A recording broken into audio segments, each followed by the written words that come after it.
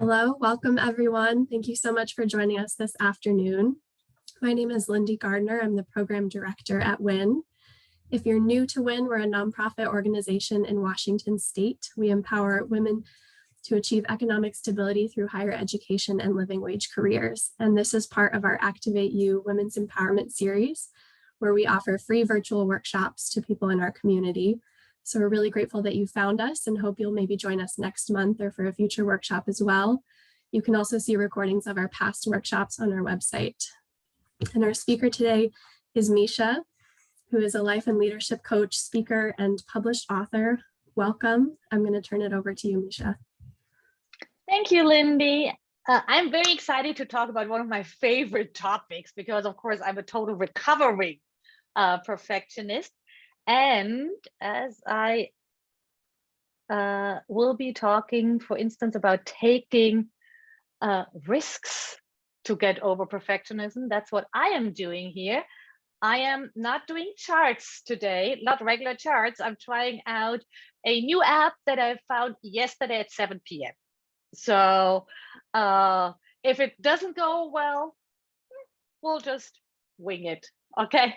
But yeah, today we're talking about perfectionism, or to be exact, how to unlearn perfectionism and find a better alternative. And the alternative I would like you to consider is excellence.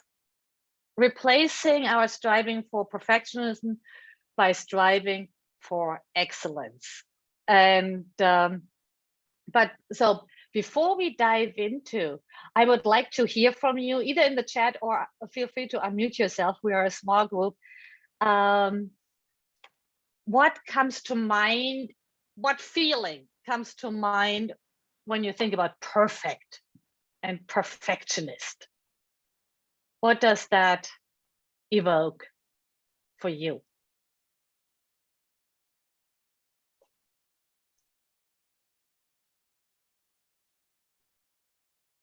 Drop it in the chat or just unmute and tense, yeah, stressful.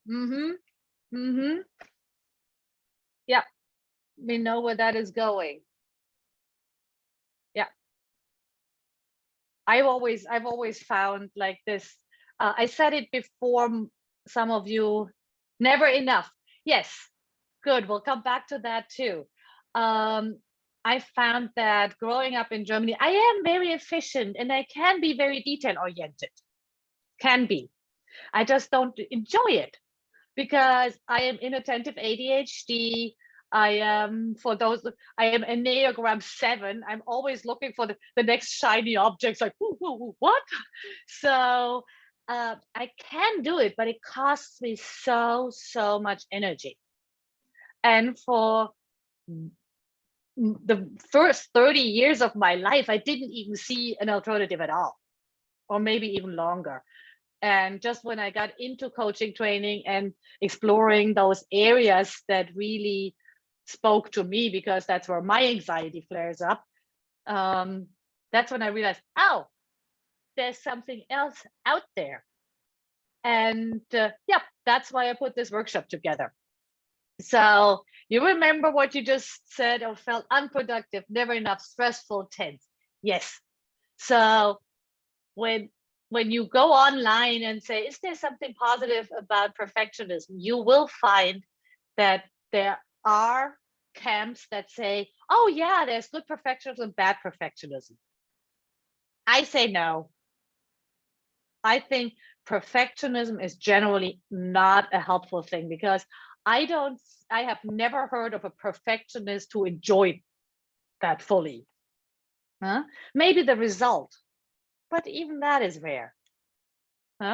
So there are different opinions on that. I feel that we can ditch perfectionism and really focus on that and have a better alternative. But before we look into the alternative, let's talk about why it's so damn hard to define perfect. Very simple. It does not exist. Perfect does not exist. It's like we all have our own ideas of what perfect is, the perfect job, the perfect partner, the perfect vacation. None of us shares the same idea, the perfect home, the perfect Instagram account, all these things. We all have our own ideas. So there is no standard for perfect. And the interesting thing is that, have you ever heard anybody say, oh, my house is perfect? No, because we only see it in others. Because with ourselves, we know the messy parts. And they are obviously not perfect. Having self-doubt, having that messy corner in the bathroom that hasn't been sorted through, or the unfolded laundry, all of these things, right? So that cannot be perfect. But other people, they've just really got it under control. They really got it down, because we only see that surface. And that's where we see perfect. And that's why it's such a frustrating term to operate on. It has no objective measure. It only exists in others. And the moment we make progress towards our idea of perfect, then our benchmark shifts, right? Either then it's like, oh no, so I thought this might be perfect, but isn't quite yet. So something else must be. So it's absolutely not attainable. And that's why I find that being a perfectionist cannot have a positive side, because it's just, if something is unattainable, that's not good. While when you think about excellent, again, feel free to unmute yourself or drop it in the chat. When you think about excellent, what comes to mind then? It's like excellent work, an excellent vacation, done something excellently. Thank you. Yeah, Juliet. Yeah, pride in your work, hard work and achievement, positive. Exactly. So that's a very different mindset. Yeah, you can accomplish it. Yes, probably not on a daily basis. But there is a certain measure where you can say, this was excellent, this was pretty good, but here, this was excellent. And it's achievable. And so it's achievable and it's measurable. Sometimes the measure is very clear, and sometimes the measure is kind of somewhere in between, maybe a little softer, but it can be measured. When you think about, I think the difference between perfect and excellent, the best example are professional athletes. Let's say you are on the track team of your university, and that's a great university, and you are their star track runner, whatever, you're their star runner. That means you're definitely an excellent athlete. But you might not be setting a world record. But maybe that's not your thing, because you're in school to become a psychologist. So hey, being the best runner in your school is already, that's like totally excellent, and that's what you want to do. And after that, that's it. If you try out for an Olympic team, then national records, world records may be more relevant. Again, it's measurable and it might be achievable for you. But and also, even if you are the new record holder, I mean, that's obviously a huge achievement. It's excellent, supreme. It's not perfect, because you already know that somewhere out there, there's someone who's a couple of years younger, or maybe very much younger than you are. The person who will beat your record is somewhere out there already. Maybe you're such an extremely good athlete that it's none of your direct competitors, possibly. But somewhere out there, might be 2 years old, will beat your record. So that's the difference. You're still excellent and totally in the space where you should be celebrating your accomplishments, but it's not perfect. Your record will be beaten by someone else. So that's why I make that distinction. So let's look into how perfectionism may show up. And I'll give you a few points, and feel free again to drop in the chat or unmute you and tell me how it shows up in your life. So for many people, perfectionism involves very high concerns about making a mistake. No?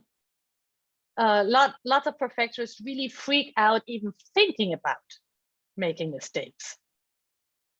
That is a very typical sign. Then, and that's where this idea that of positive perfectionism comes from. Perfectionists have very high standards, but I think people striving for excellence do too. Very high standards, usually of themselves, even higher than of anybody else.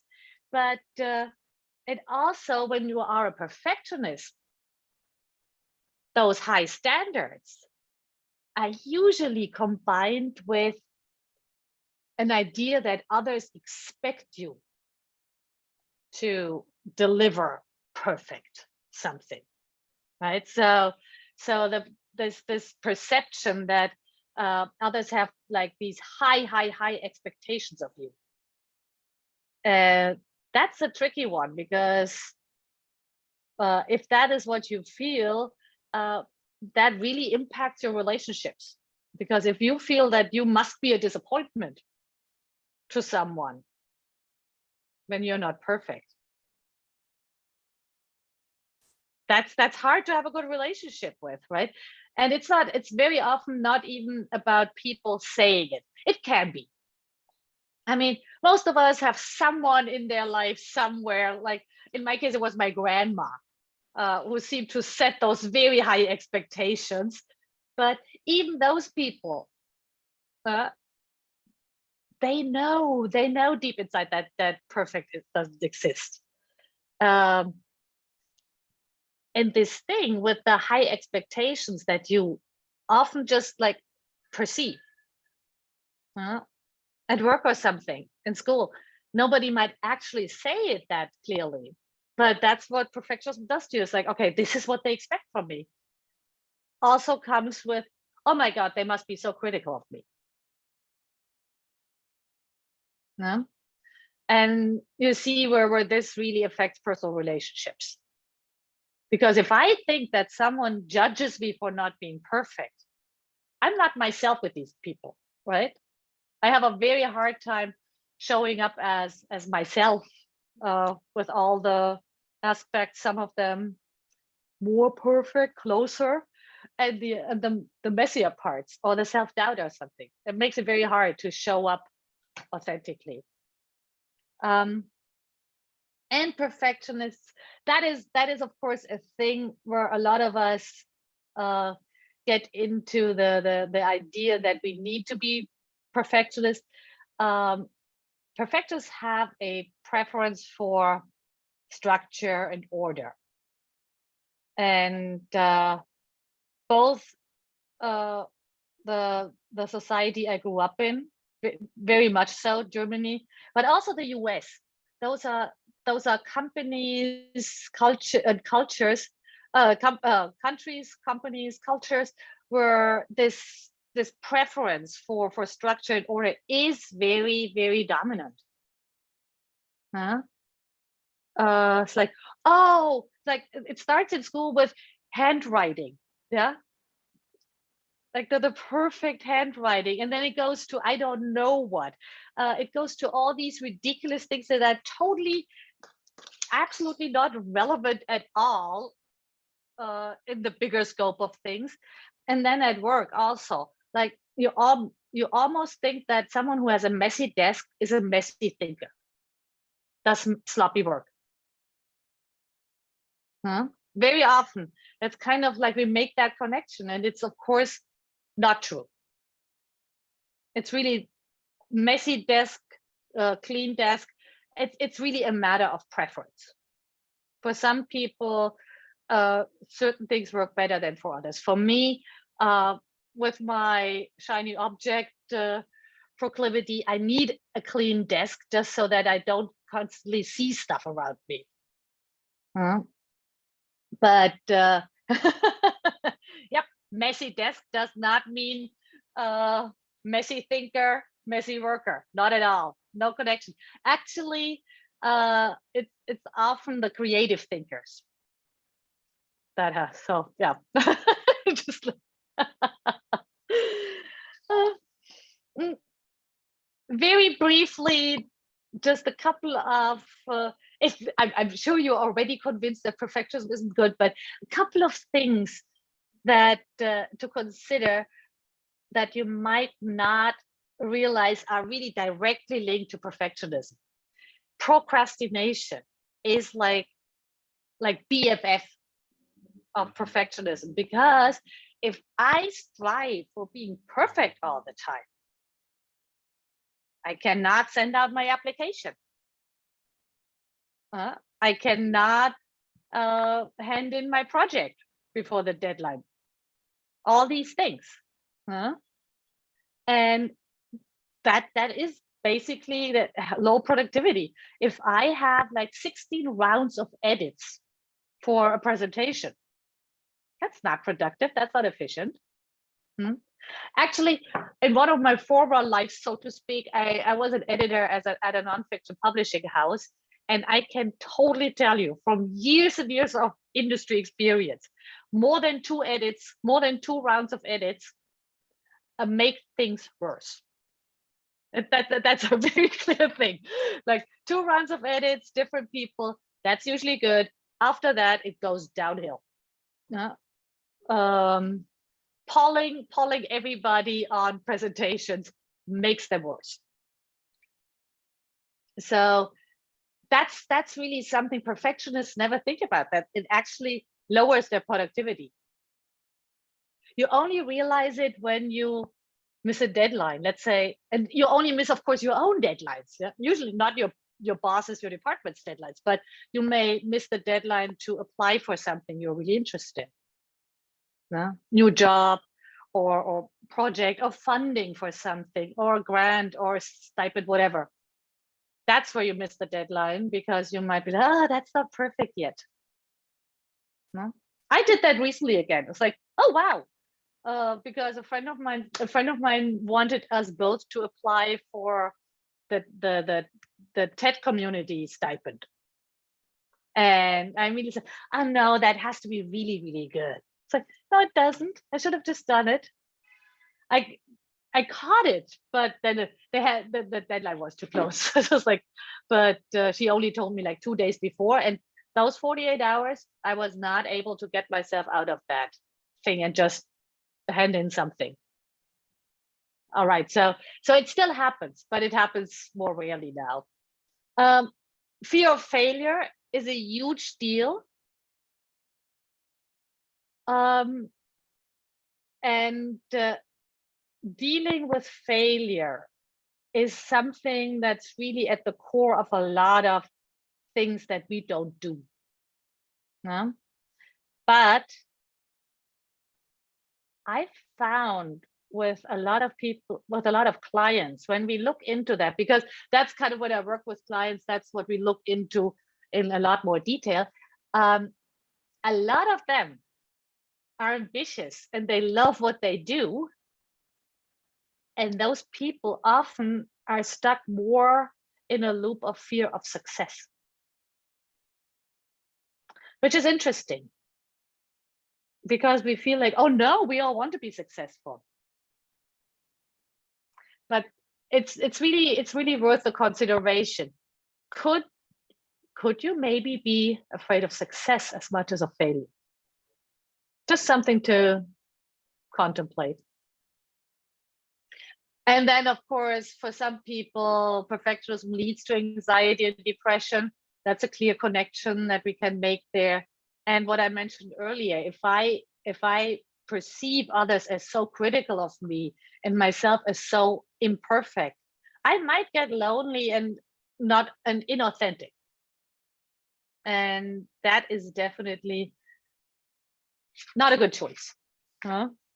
So all these things are good reasons to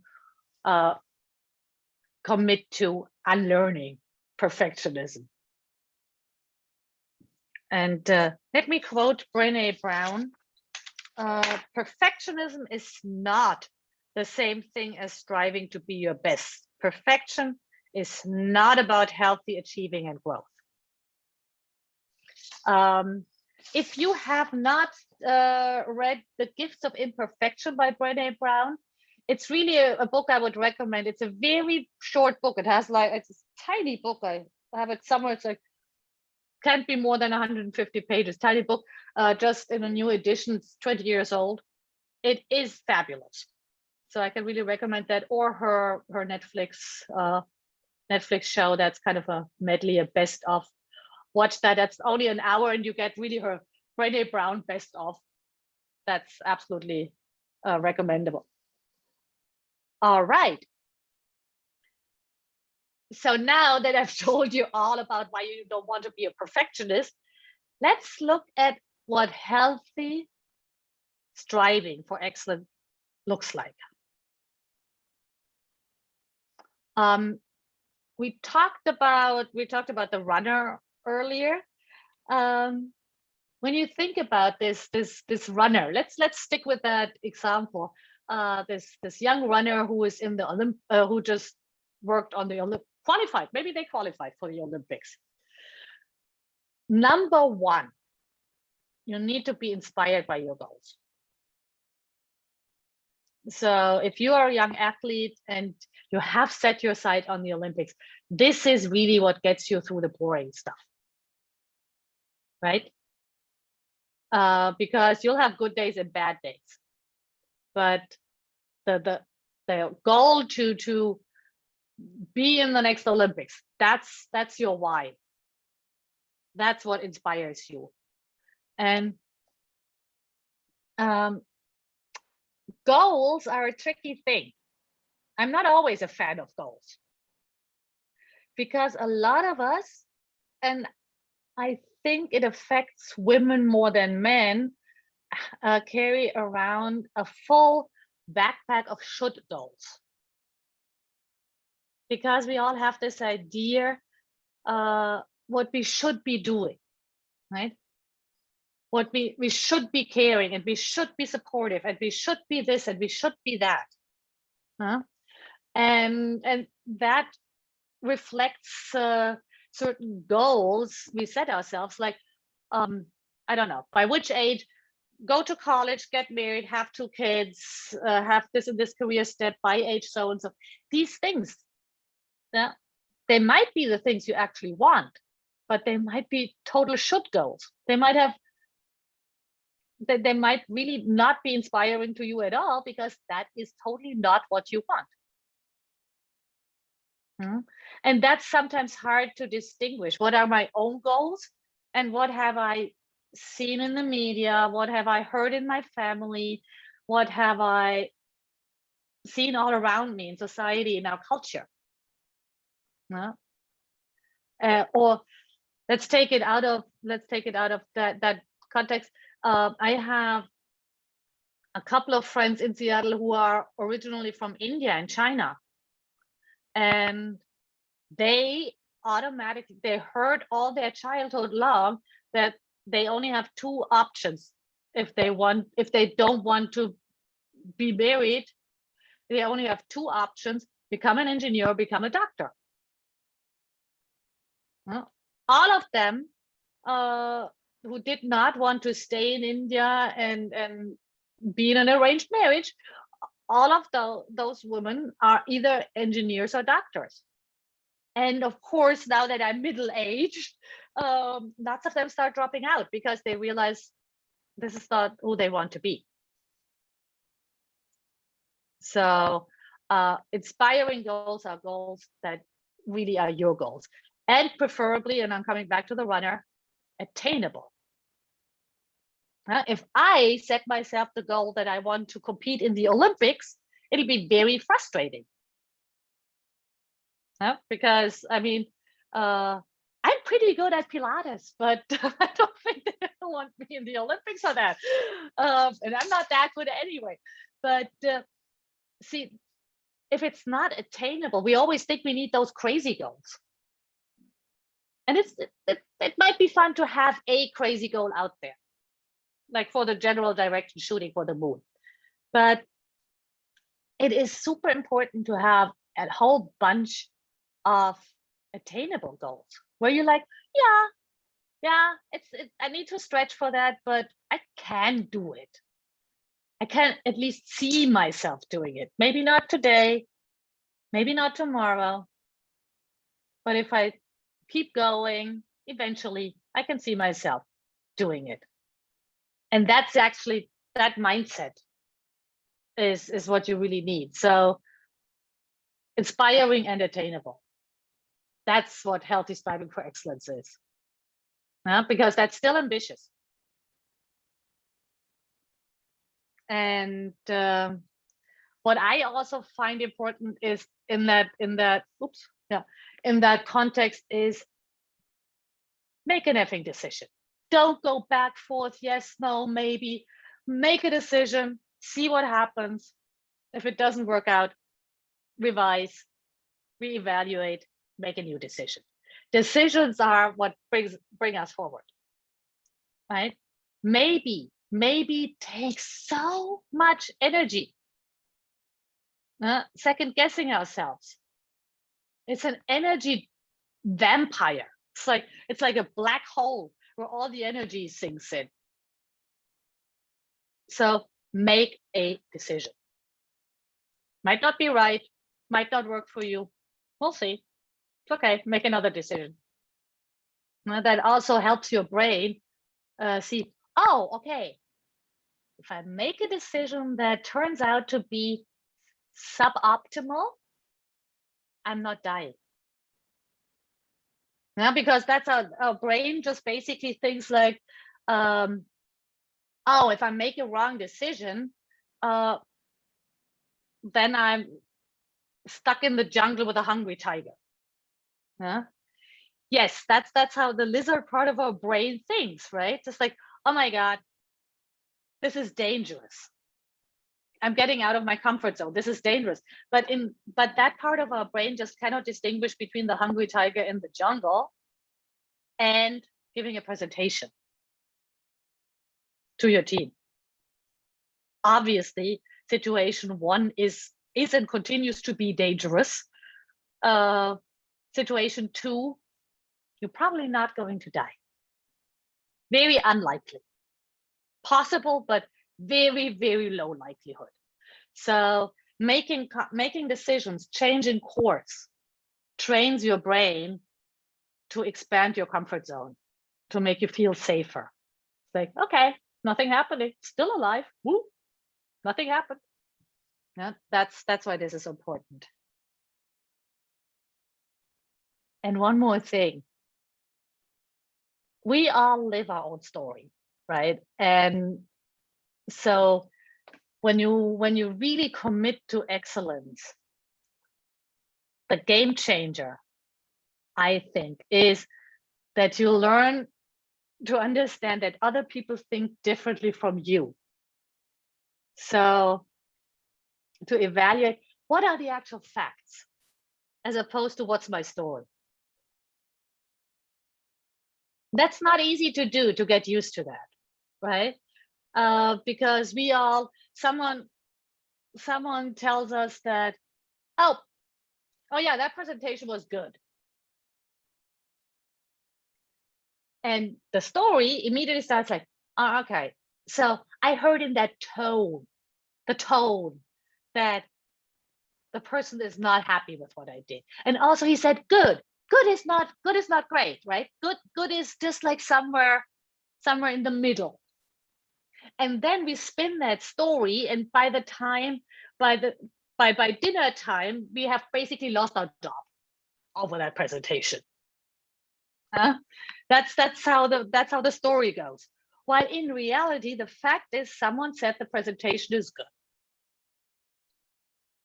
That's the only fact we have. And that tone thing, a lot of people have a different tone, right? I mean, I'm originally from Germany. My husband is American.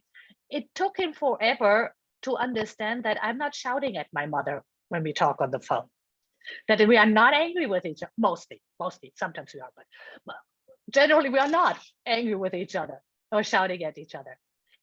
It's different because when we speak German, it's louder. It sounds aggressive to him. There is tone, and we have that within our own cultures too. But it's a story. It's fiction. So to get out of that expectation loop, that's where it starts. There's no quick fix. That takes practice, but that's really where it starts. Do you have any questions about that, or any comments? Anything that came to mind you'd love to share?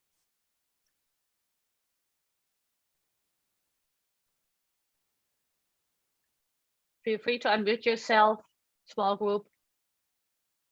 I just want to say I love the idea of separating fact from story.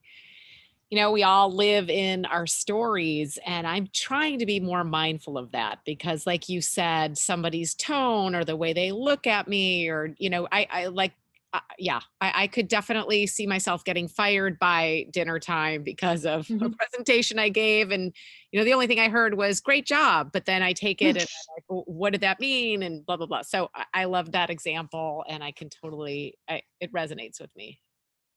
Oh, good. I'm glad it resonates because that actually happened yesterday. I worked with a client yesterday, and she was like, oh my God, my boss is gone, and my boss is fine, but this week I'm dealing with the boss of my boss. And that was basically and he told me it was a good job, but it totally didn't mean it. Right? So it was exactly that situation that happened yesterday. It's just like, oh my God, and I didn't respond because I felt like I'm only a contractor. So she basically had lost her job by dinner time. And it was actually so interesting when I told her this thing. There are 4 levels on which we communicate. Very briefly: fact, self-revelation, relationship, and appeal. And we tend to focus on one more than on the others usually. And also we hear that way. Could you repeat those 4 again, Micha? Sorry. Fact, revelation, fact or information, self-revelation, then relationship, and appeal. So let's say I say I'm hungry. That could be a fact, right? Maybe I haven't eaten in 6 hours, then I'm probably hungry. Fact.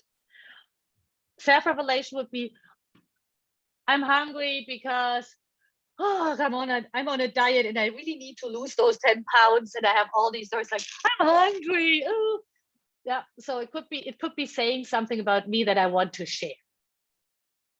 It could be a relationship issue like, I'm hungry.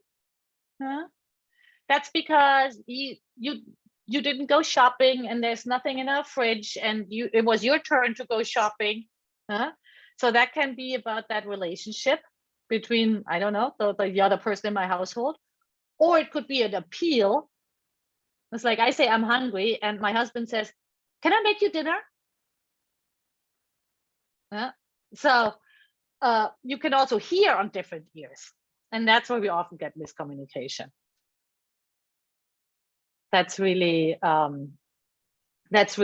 where those things come from, and that's one of those theories behind this fact and fiction story that I like. It's like it's called 4 voices, 4 ears. Because it's very rare that what I say, the intention, it might not even, I might not even be aware of my intention, but it's just difficult to send with the same intention that you receive. Usually it's like, yeah. And that's why it's so important to just bring it back down to the facts. Thank you. That's really helpful. Super interesting. Where are we? Oops. Where are we? Oh, there. Sorry. That is something I would love to hear from you. What is really one thing? If you could snip a finger now and say, okay, I'm forgetting everything about perfectionism. What's the thing you're starting today? Or tomorrow? It's already pretty late in the afternoon.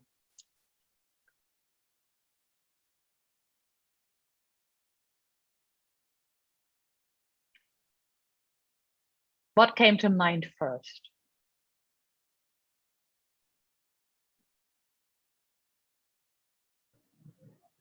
Hi, I'm Pam. I started a little bit late. No worries, Pam. Thank you. I was thinking about when I clean up my house, you can probably see I have some junk here. But it's like I can't get started because I want it to be perfect when I'm done. And it has to be all done. And it's just very hard for me to get going with that. And good example. Super good example. And I'm sure that resonates with others too. You always think like, it's Saturday morning, you're just like, all right, today, that's the day when my house will be spotless by the afternoon. And then you go shopping and put your stuff in the fridge. And you're like, oh, I should actually wipe that. That fridge, come on. And that's where it all goes downhill. Because you feel like you have to do everything. Instead of just like, how about this corner? How about this desk?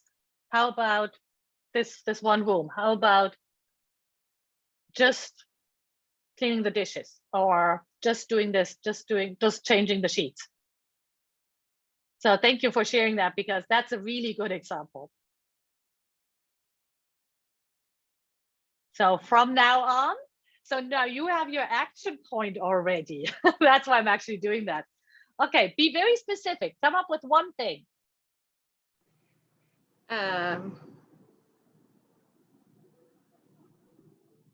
Like for me, I think it just like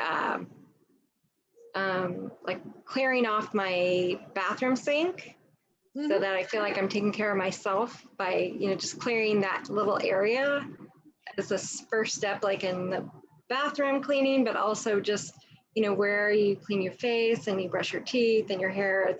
I'm taking care of myself. Maybe that's a good place to start. That's a good one. Yes, great. It's a very tangible, quick step, and it really is for you. Yeah.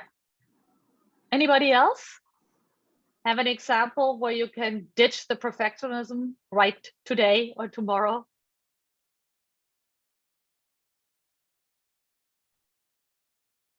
Think about it. Well, I would say this is so dumb, but I don't make photo albums for my family because I feel like I'm not going to do it right. And it's overwhelming. And so then I don't do them. So I'm going to commit to making a photo album. And I'm going to also commit to letting go of like the stories around all the stuff I tell myself. So. Good. The photo album. Actually, that's really funny. That's also something I've had that conversation with one of my clients who has 4 kids. And of course, and there are 3 sets of grandparents with the new partners of one. So she's like, and the grandparents want all the photos of the kids. And I want it to be perfect. And so I'm like 5 years behind on the photo albums. And I'm like, okay. And then I actually asked her how old the kids are. And turns out 2 are totally old enough to help with that. And so we said they would make like a game night type of thing out of it. where the two older kids would help with putting together this photo album, because the apps are pretty simple by now. And then it doesn't have to be perfect. That was her step for having it not perfect, because she could say, the kids helped me. But that made it easier for her to say, whoop, yep. If a 10-year-old does, it doesn't have to be perfect, right? The grandparents love it anyway. So it was a win-win. So it was kind of, and now she said, now I think I can do it. And if I feel stupid about it, I can still say the kids did it. So that was her kind of her little excuse. But yeah, so photo album, good. I hope the others have an idea as well. And I just wanted to give you a couple of more steps before we close. Oops. I am sorry. I made the, as I said, I found this app yesterday night. So, all right. So we've talked about changing the self-talk. That not jumping on the fiction into the story, but sticking with the facts. That is something that, of course, all of us have negative self-talk, and we all have a proclivity to believe our story. So this is really, those things are things that just take a while. Being imperfect. Usually photos is a very good way to feel very imperfect, right? photos and the bathroom sink. That's actually the two good examples. But just really accepting it, really working on the acceptance piece. Like, so what? Like having this tiny little mantra, this, all right, I look a mess today, so what? Or yeah, this is not the best I've ever done, so what? Just find your own phrase. That's okay. So just like a little thing to say, I don't have to be perfect. That's okay.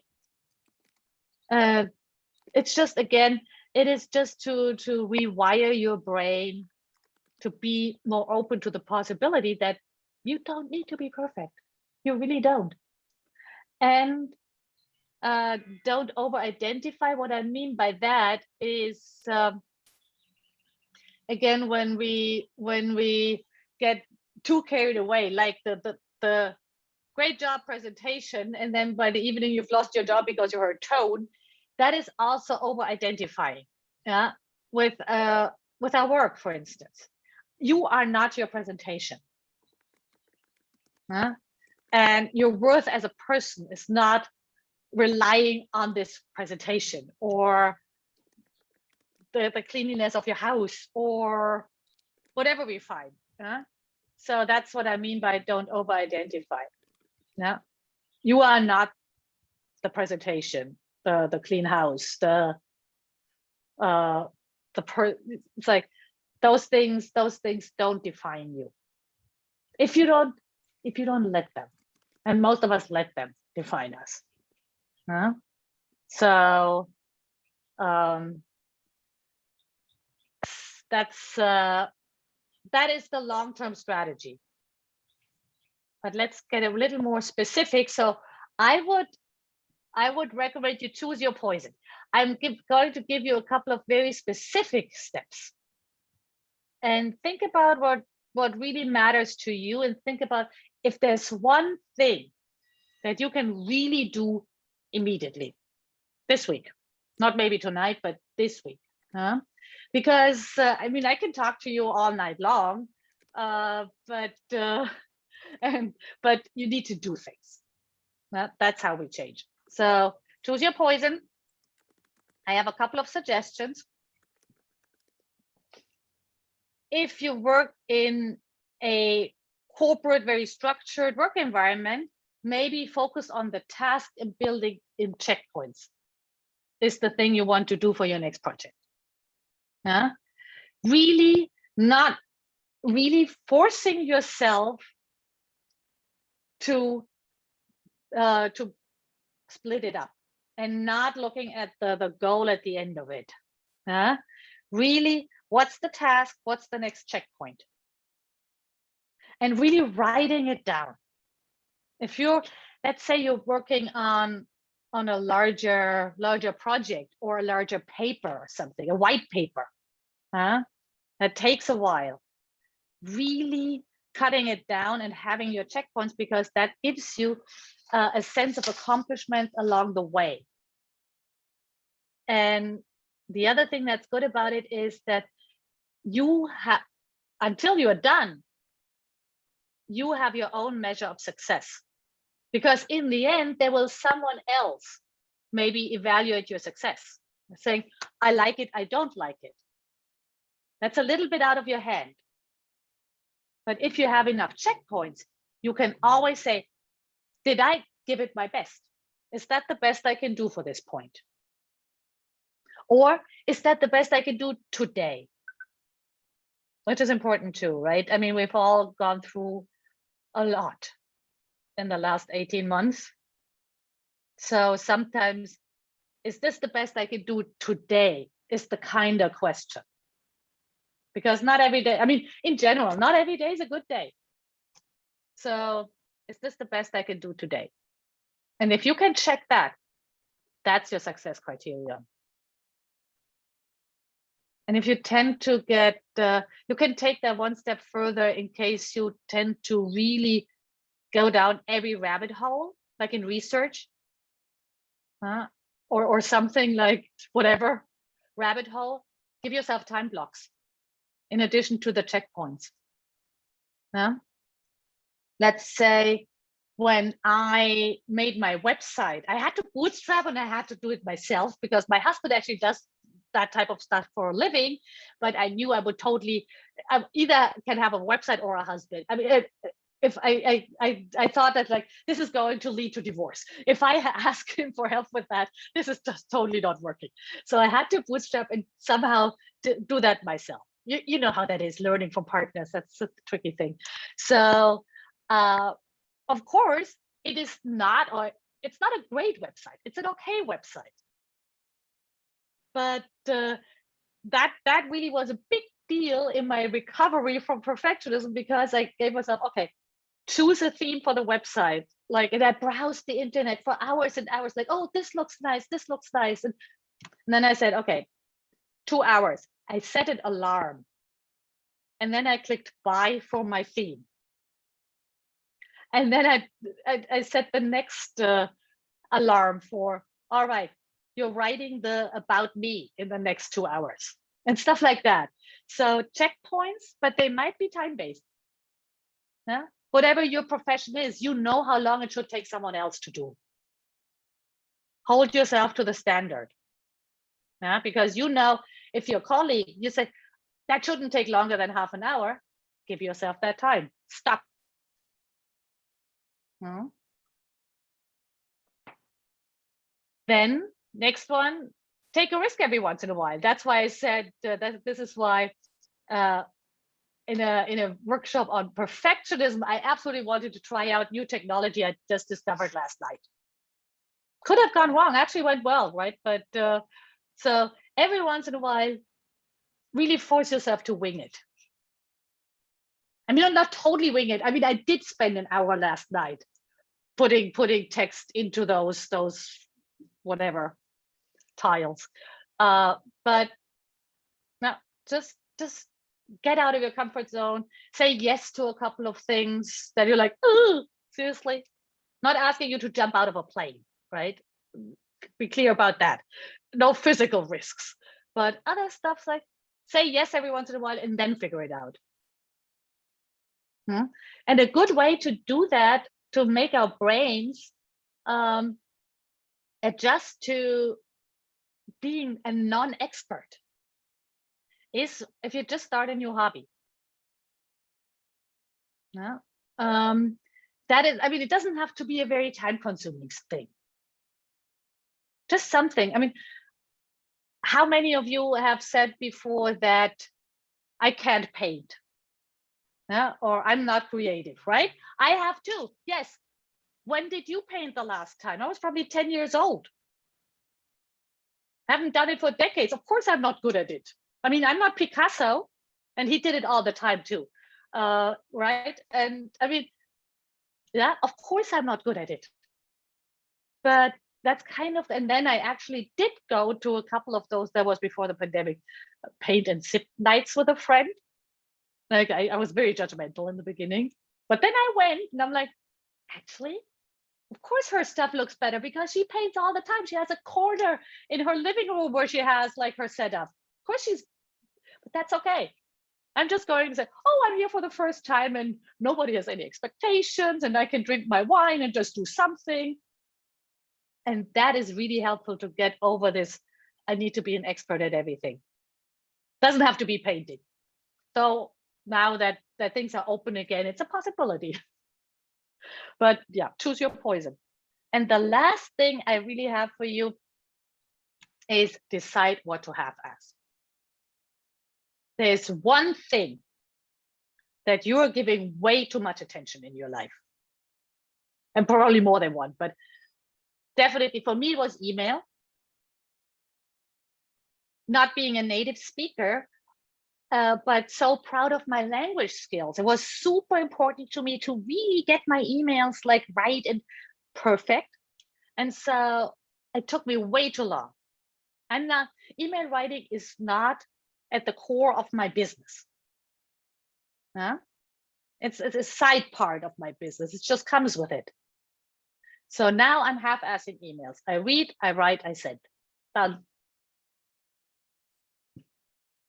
For a client of mine, what she decided to half-ass was dinner.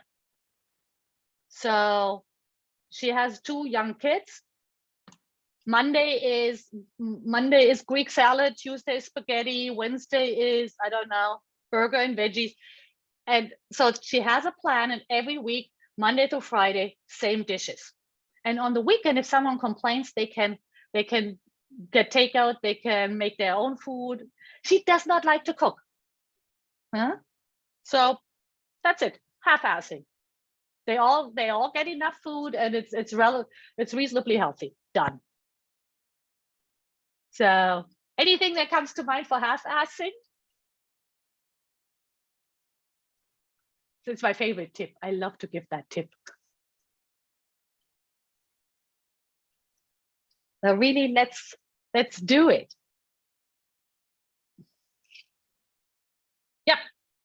Yep, cool. Christy, I can only recommend it. Yes. Emails, yep. Cooking, yep. Try it out. Probably nothing happening. People usually don't even remember. But even when something happens, just say, sorry, it's okay, apologize, it's okay. All right, that's what I have for you. If you want to work on specific action steps, what I'm offering you is that you go here and to michagoebig.com scheduling. That's I know it's a complicated name. Like it's like Michael, M-I-C-H-A, and then Goebig, Goebig.com scheduling. And what I have there is a laser coaching call. And what I'm offering you right now until the summer, so I'm taking a break in August, is an opportunity that we talk for half an hour and we really give you a couple of specific action points, how you can best overcome perfectionism and strive for excellence. So I'll drop the information also in the chat. I also have a workbook, which is usually a paid offering, but I am offering that to you too if you want to, because I didn't have charts. So now you can have the workbook if you want to. And if you have any questions, please feel free to ask. And before you jump offline, book a call. I'd like to talk to you one-on-one. Micha, thank you so much. This was super helpful.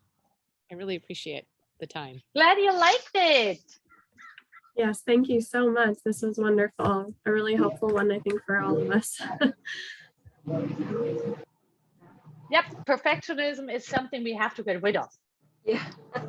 Thank you so much. I really appreciate it. Most welcome, everybody. and let me know how it goes with the unlearning perfectionism. So book your call and then we'll talk about it, because I really, really want you to get over it. We don't need it. We can And be to everyone, excellent. you'll receive a follow-up email from us tomorrow that has those links as well as a short survey so you can give your feedback, and a link to the recording so that you can watch this again if you want to. And then we'll be sharing more information soon about our workshop for next month, but they're typically the second Wednesday of the month at 4 p.m. So thank you so much, everyone, for being here. And Micha, thank you so much for your presentation. I really appreciate your time. Thanks for having me. Everyone, Take have a care. wonderful evening.